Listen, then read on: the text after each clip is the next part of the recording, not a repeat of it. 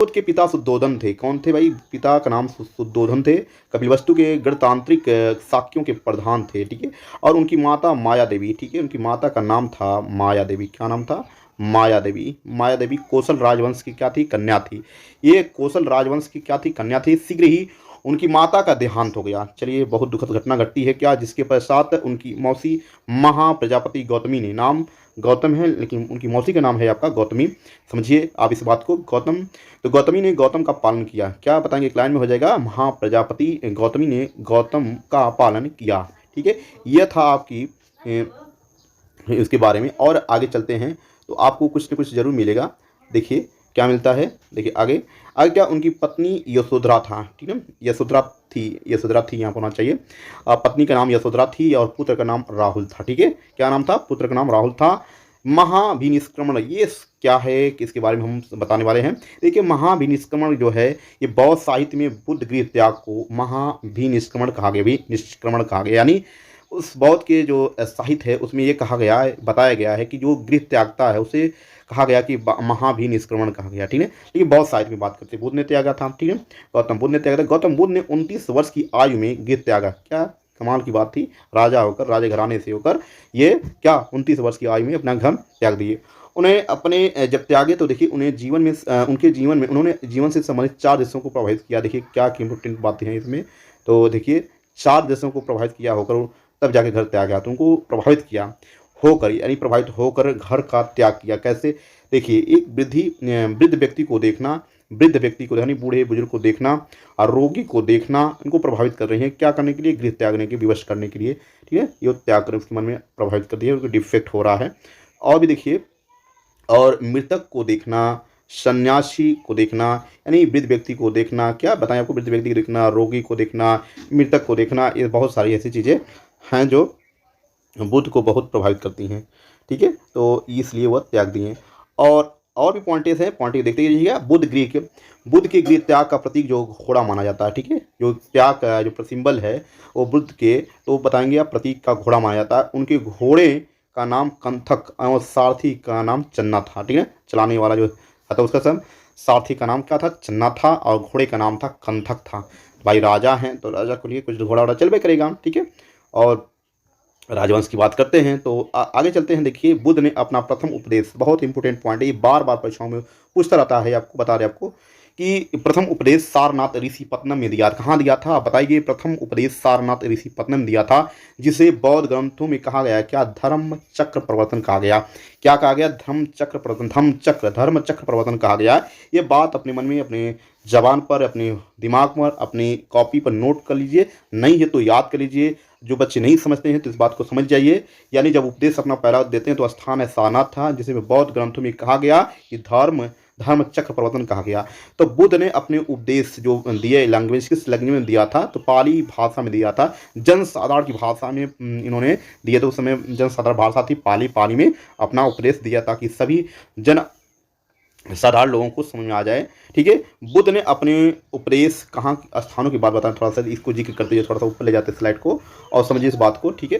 देखिए, तो बुद्ध ने अपने उपदेश कौशल, वैशाली, कौशाम्बी अन्य राज्यों में दिए। सर्वाधिक उत्तर प्रदेश से जो है कौशल देश की राजधानी श्रावस्ती है, ठीक है। यहाँ से बता रहा कौशल देश की राजधानी श्रावस्ती है, ठीक है। इसको सबसे ज़्यादा यहाँ पर अपने उपदेश दिए। इनके प्रमुख अनुयायी शासक थे, इनके फॉलो किया करते थे इनकी बातों को, ठीक है। बिम्बिसार थे, प्रश्नजीत थे और उदयन थे। ये थे अनुयायी शासक थे, बिम्बिसार, प्रश्नजीत और उदयन। बुद्ध की मृत्यु 80 वर्ष की अवस्था में, बहुत ज़बरदस्त की ज़िंदगी है। 80 वर्ष का हम इस समय मॉडर्न में कौन जी रहा ज़रा, ठीक है। किसी को हार्ट अटैक आ रहा था, किसी को क्या हो रहा है, मर जा रहे हैं, उसी तरह तड़पड़ा के हैं। 80 वर्ष की अवस्था में 483 ईसा पूर्व में कुशीनारा देवरिया, जहाँ पड़ता है देवरिया है, तो ये यूपी में पड़ता है, उत्तर प्रदेश में चुंद द्वारा अर्पित भोजन करने के बाद हो गई इनकी मृत्यु, ठीक है। बौद्ध धर्म में अगर ये जब ऐसा आता है होता है तो बौद्ध धर्म में कहा गया है क्या, महापरिनिर्वाण, जो दुनिया से चले गए, अलविदा हो गए, ठीक है, यह कहा गया, ठीक है। ये समझिए बात को। आगे हम बच्चों समझिए इस बात को, आगे हम चले गए कि जो बौद्ध संगति में कौन कौन संप्रदाय किस संप्रदाय में बैठे, तो बौद्ध धर्म में हीनयान, एक हीनयान वाला संप्रदाय, एक महायान वाला संप्रदाय बट गया। बौद्ध साहित्य, बौद्ध धर्म की जो सबसे बौद्ध साहित्य के बारे में बात करते हैं, बौद्ध धर्म के सबसे प्राचीन ग्रंथ जो त्रिपिटक क्या है, त्रिपिटक, इसको ध्यान दीजिएगा। बौद्ध धर्म के सबसे प्राचीन ग्रंथ त्रिपिटक है, अर्थात विनय पिटक का सुत्त पिटक एवं अभिधम्म, यानी 3 पिटक मिला के इसमें है विनय पिटक। और बौद्ध धर्म के नियमों का वर्णन किया गया, क्या ध्यान दीजिएगा, इसमें किस चीज़ के बारे में वर्णन किया गया सोचिएगा। इसमें देखिए, सुत्त पिटक धार्मिक विचारों वचनों का संग्रह है। इसमें जो धार्मिक विचारों एवं वचनों का संग्रह है, कौन बताएंगे, सुत्त पिटक। इसका संग्रह किसका है, इसमें है बहुत सारी चीज़ें लिखी गई है इसके बारे में, धार्मिक विचारों के बारे में, वचनों के बारे में, ठीक है। अभिधम्म पिटक में बौद्ध दर्शन का वर्णन किया गया है, ये बहुत जबरदस्त है। अभिधम्म पिटक बौद्ध दर्शन का क्या वर्णन किया गया, 16 महाजनपदों का वर्णन अंगुत्तरी निकाय में है, अंगुत्तर निकाय में है। कहाँ 16 जो जनपद का वर्णन जहाँ मिलता है तो बताइएगा अंगुत्तर निकाय में है। आगे चलते हैं। आज टॉपिक भैया तो ऐसा है कि समझ जाएंगे कि मजा आने वाला है। बौद्ध धर्म की बताएं आपको, बौद्ध धर्म मूलतः अनिश्वरवादी है, ईश्वर को विश्वास नहीं करता है, सीधे सिंपल सी बात है, अनिश्वरवादी है। इसमें आत्मा की परिकल्पना भी नहीं है, ठीक है, इसमें आत्मा की परिकल्पना भी नहीं है, कल्पना भी नहीं की गई है आत्मा की। बौद्ध धर्म में पुनर्जन्म की मानता है, अनिश्वरवादी है, मूलतः बताया जा रहा है आपको, इसमें आत्मा की परिकल्पना भी नहीं है। बौद्ध धर्म में पुनर्जन्म की मानता है। तिसरा को तीक्ष्ण हो जाने की अवस्था ही, तिसरा को छीड़ हो जाने की, खत्म हो जाने की अवस्था को ही बुद्ध का निवाड़ कहा गया है। बुद्ध का निवाड़ क्या है, विश्व दुखों से भरा है, कहा गया है क्या, सिद्धांत क्या, ध्यान दीजिएगा, विश्व दुखों से भरा, वास्तव में दुखों से तो भरा ही है।